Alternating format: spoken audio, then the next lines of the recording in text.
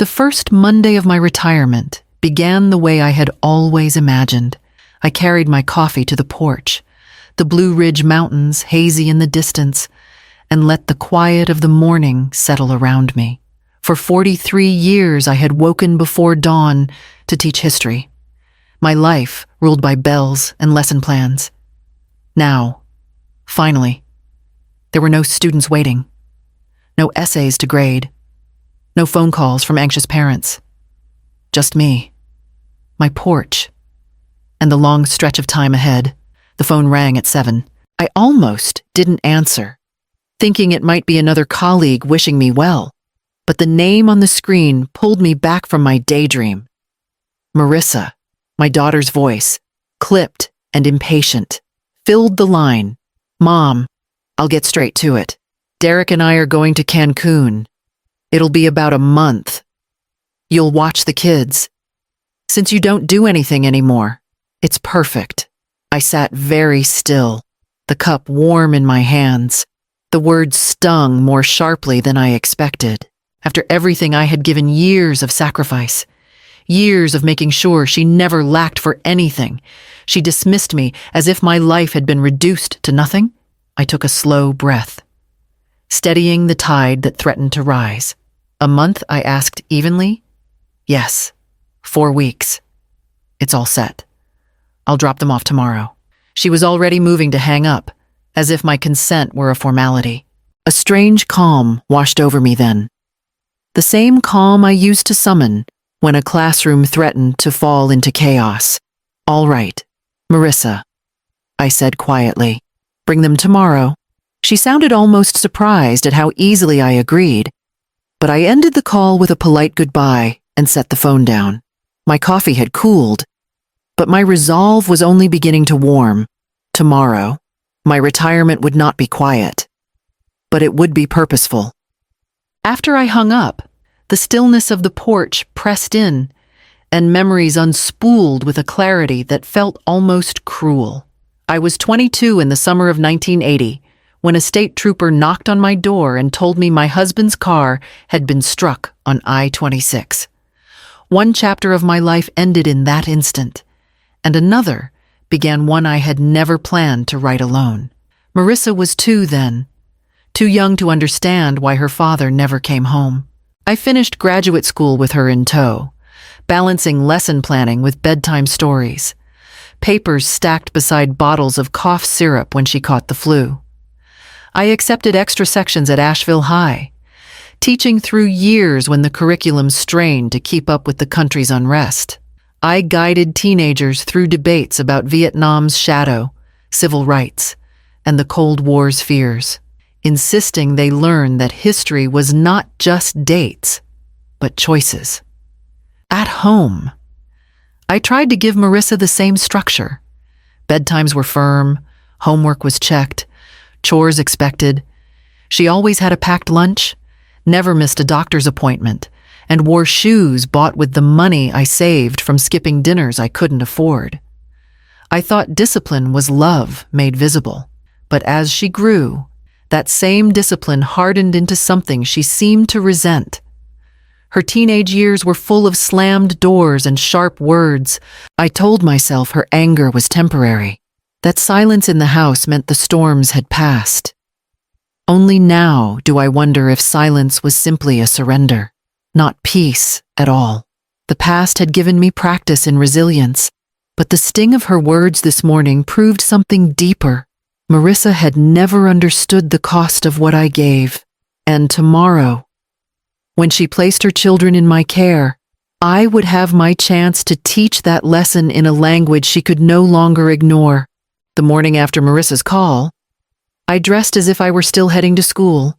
Old habits die hard, and I needed the steadiness of routine. Instead of a classroom, though, I drove downtown to the little education supply store on Merriman Avenue. The owner, who had sold me chalk and maps decades ago, looked surprised to see me, but smiled when I asked about activity kits and reading workbooks for multiple ages. By the time I left, I had bags filled with puzzles, science sets, and storybooks tools not just to occupy, but to shape. On the way home, I pulled into the YMCA parking lot. Dana Brooks met me in the lobby, taller now than when she was my 10th grade student, but with the same spark of energy. She worked as a youth program coordinator, and when I explained that I might need help keeping 4 children engaged, she grinned. "I owe you more than one favor," she said. "I'll stop by in the mornings." That afternoon, I sat at my dining table with my laptop and booked a 10-day Caribbean cruise sailing from Miami. The ticket confirmation felt like both a promise and a secret weapon. 2 weeks from now, when Marissa thought she had unburdened herself onto me, she would discover that the real responsibility was hers to carry. I spent the rest of the evening creating what I came to call the binder. Each page laid out routines, wake-up times, meals, study blocks, outdoor play, chores matched to age, and consequences spelled out with precision. It was order distilled, discipline written plain. When the binder snapped shut, I felt the same satisfaction I once had finishing a lesson plan. Tomorrow, the test would begin. By mid-afternoon the next day, the sound of tires crunching across my driveway signaled the arrival I had been bracing for. Marissa swept in first, her heels clicking against the hardwood, Derek behind her hauling bags. 4 children tumbled in after them like a storm breaking loose. Ethan already glued to the glow of his phone, Lila clutching a glittery backpack, and the twins racing each other to see who could wreak havoc first. "Thanks again, Mom," Marissa said breezily, as if she were asking me to water a plant rather than raise her children for a month. "You'll be fine. They're easy." She kissed my cheek with the faintest brush of lips, her perfume lingering like condescension. Derek mumbled a quick goodbye, eyes down, and followed her back out the door. Within minutes, the storm took full shape. Ethan commandeered the remote, then blasted the television volume high enough to rattle the windows. Lila flung open the refrigerator, frowned at the vegetables inside, and sneered, "You don't have any real food." Ben and Cole discovered my bookshelves and began pulling volumes down, stacking them like building blocks. I let the chaos run for a few minutes, long enough to observe each child in their chosen battleground. Then I walked to the refrigerator and placed a laminated sheet front and center, a daily schedule with times, chores, and privileges. The paper was bright, orderly, impossible to miss. "What's this?" Lila asked, wrinkling her nose. "Rules," I answered simply. Ethan smirked and ripped the sheet down. "No rules here," he declared, crumpling it into a ball. The twins cheered as if he had won a victory for them all. I bent, smoothed the paper back out, and placed it on the counter. My voice stayed even. "Rules begin tomorrow." The television kept blaring, the fridge door slammed again, and books thudded to the floor. But inside, I felt the same composure I had relied on for 40 years. The storm could rage as it liked tonight. Tomorrow, the classroom would open. The first morning began with the alarm clock I had set in the hallway outside their rooms. At 7 sharp, its ringing echoed down the corridor. Predictably, Ethan groaned and buried himself deeper under his blanket. The twins feigned sleep with exaggerated snores, and Lila stomped to the kitchen with a scowl. I moved about my kitchen as if nothing were amiss. By 7:45, the table was set oatmeal with fruit, scrambled eggs, and a pitcher of orange juice. Lila slid into her chair, arms crossed, demanding to know when the real food would appear. I reminded her that breakfast ended at 7:45. When the clock struck, I quietly cleared the plates. Ethan shouted from his room that he was starving, but I didn't answer. By mid-morning, the house was buzzing with discontent. Ethan slouched in the doorway, complaining of hunger, while the twins wrestled on the living room rug. Just then, Dana arrived, cheerful as ever, with 2 large boxes under her arm. Morning, Miss Carr, she said, already pulling out baking soda, vinegar, and clay. The twins froze mid-wrestle. What's that? Ben asked. Volcanoes, Dana answered. But scientists wash up before experiments. I nodded in agreement. Anyone who wants to join needs to be showered and dressed. The twins dashed upstairs without another word. Lila hesitated but followed. Her curiosity outweighing her stubbornness, Ethan lingered, muttering that it was stupid. He hovered anyway, leaning against the doorframe, eyes fixed on the bubbling reaction as Dana poured vinegar into the crater. Look at that! Lila squealed as the foamy lava spilled over the sides. I caught Ethan watching, his expression softening despite himself. You can try next, I told him, but effort is what earns the chance here, not complaints. He didn't move, but he didn't leave either. I recognized that look, the first crack in a wall of defiance. And I knew by tomorrow, the hunger for more than food would draw him in. By the third morning, something had shifted. Ethan, still pretending to be uninterested, leaned over the kitchen table as Dana explained how weight distribution worked. When she laid out popsicle sticks and glue, he surprised us both by sketching triangles on scrap paper.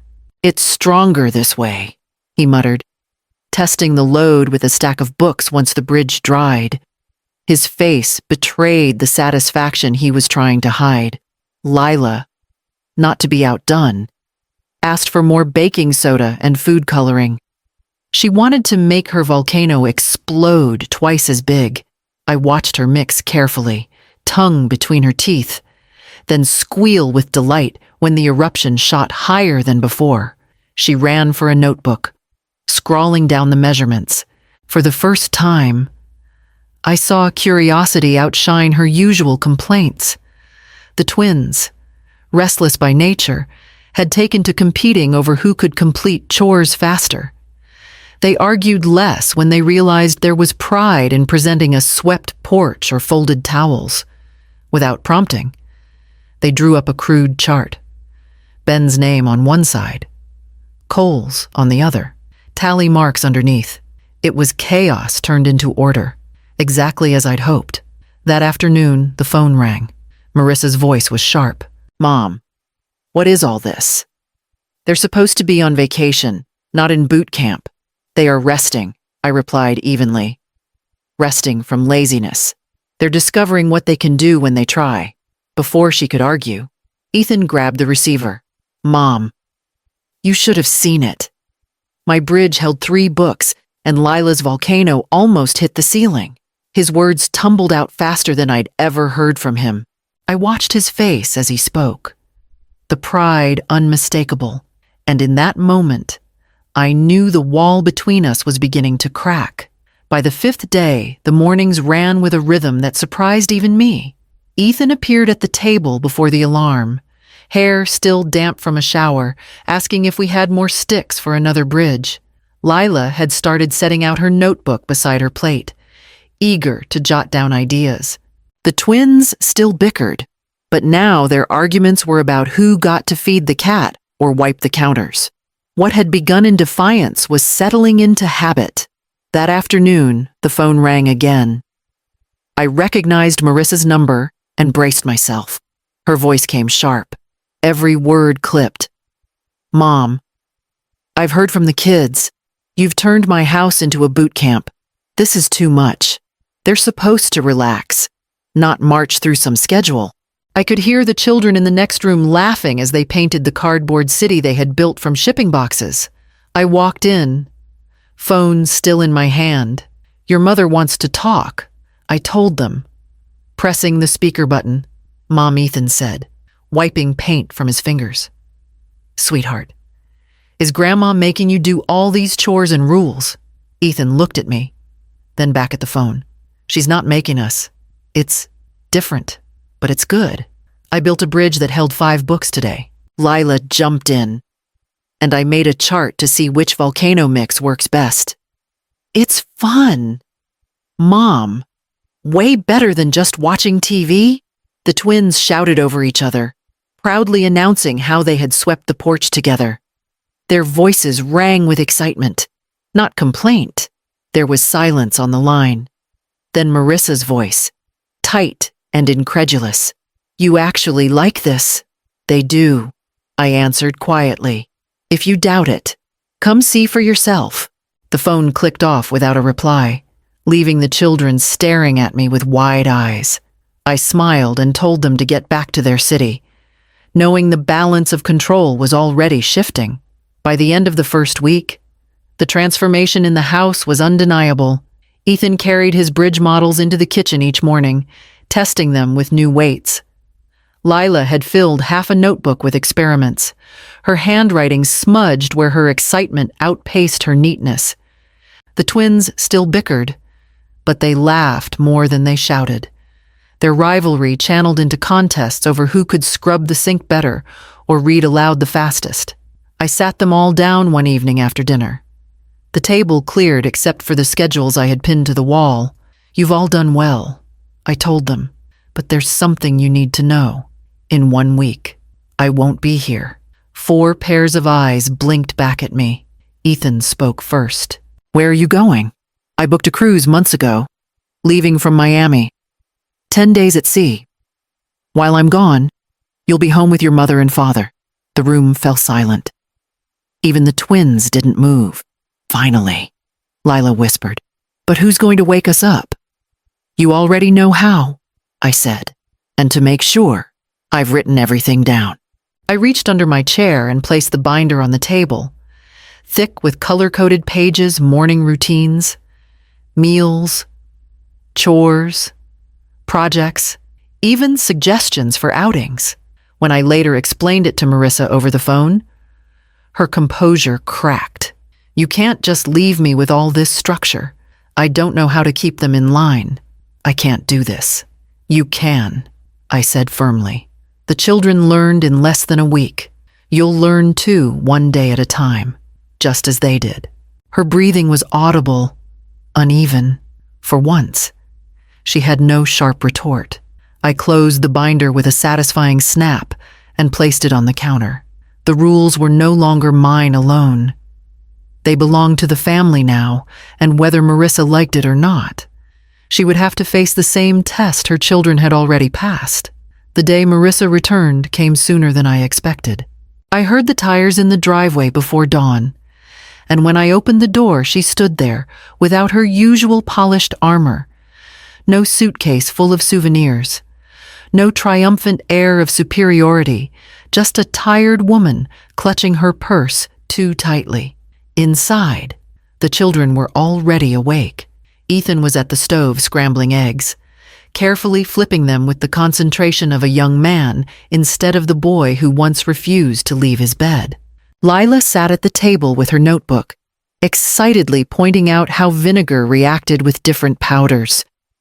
The twins burst in from the porch, their hands proudly cupped around tiny pots of tomato seedlings they had coaxed from seeds.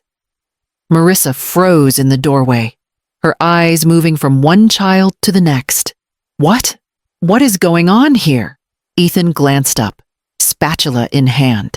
"Breakfast will be ready in a minute. Do you want some?" Mom Lila's voice overlapped his. "I can show you the experiment after we eat. It's really fun." The twins held up their plants together. "We grew these. Can we put them in the garden?" For once, she didn't correct them or scold their noise. She simply stared, bewildered, as if she had walked into someone else's family. I poured her a cup of coffee and gestured for her to sit. "This is what discipline looks like when it's done with consistency," I said gently. "It isn't punishment. It's dignity. They aren't different children. They're the same.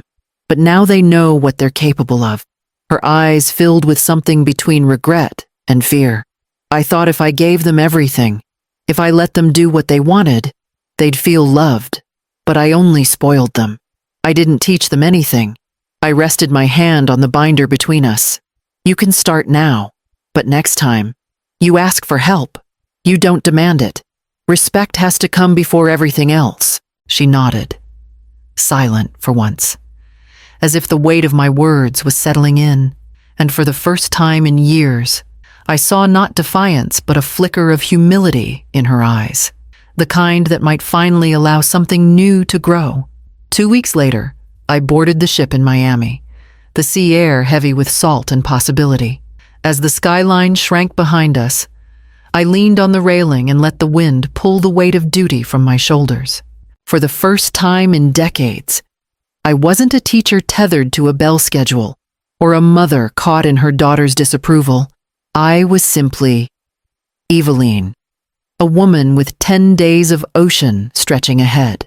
The mornings passed in a rhythm of their own long walks on the deck, quiet breakfasts overlooking the water, conversations with fellow travelers who were also discovering that solitude and freedom were not the same as loneliness.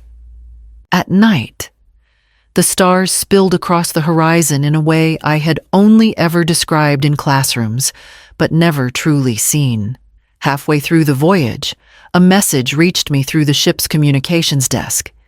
Ethan had written. His words were hurried, full of pride. "Grandma, I'm helping kids in my class with math now. My teacher says I should think about tutoring. I told her you're the one who showed me I could." I read the letter 3 times, each reading settling deeper than the last. When I returned to Asheville, my house stood quiet, but it no longer felt empty. Waiting on my voicemail was a message from the principal at my old school. Parents had heard what happened with Marissa's children and wanted guidance. Would I consider leading workshops on structure and positive discipline? I sat at my kitchen table with the binder still resting where I had left it.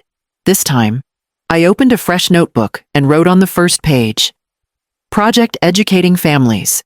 I realized retirement had not ended my vocation. It had widened it. I had thought my daughter's words, "since you don't do anything," were meant to cut me down. Instead, they became the spark that reminded me I was far from finished. My life was not closing. It was beginning again, on terms I had finally claimed as my own.